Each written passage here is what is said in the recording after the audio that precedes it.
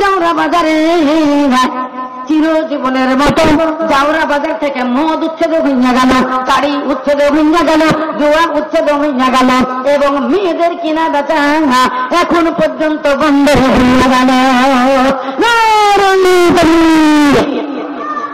জোরে করে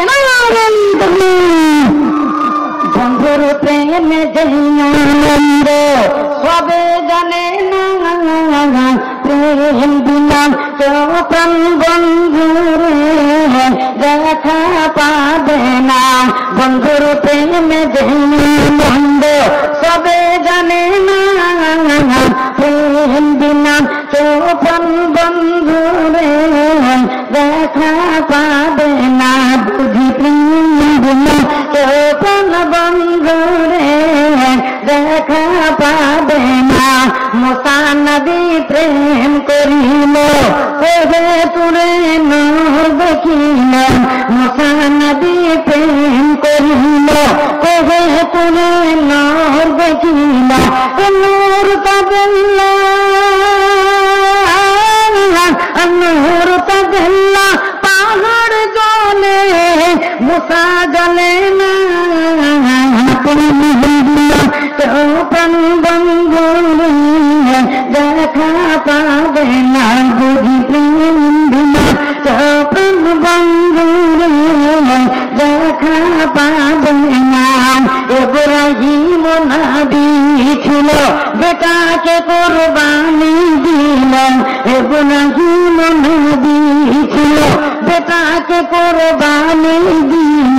সে তো কোরবানি নয়, সে তো কোরবানি নয়, কেবল প্রেমের ছলনা। প্রেম দিল কেউ প্রাণ বন্ধুরে দেখা পাবে না।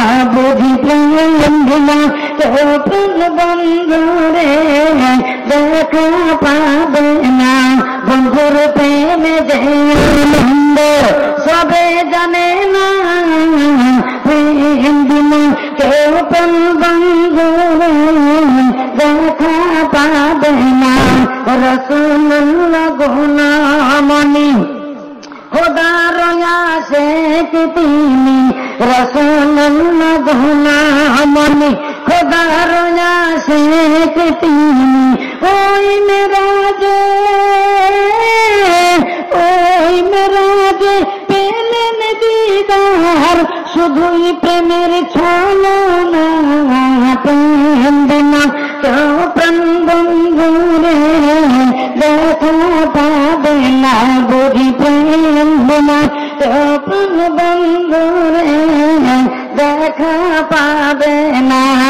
ইসলাম দরদি ভাইরা আমার, তাহলে বলেছি আপনাদের সামনে মাসালুল্লাযিনা ইউনফিকুনা আমওয়ালাহুম ফি সাবিলিল্লাহ, আল্লাহর রাস্তায় যারা দান করে, আল্লাহর রাস্তায় যারা খেয়রাত করে, তাদের দানের উদাহরণ আল্লাহ একটা ধানের দানার মতো বললেন, কিংবা একটা গমের দানার মতো বললেন।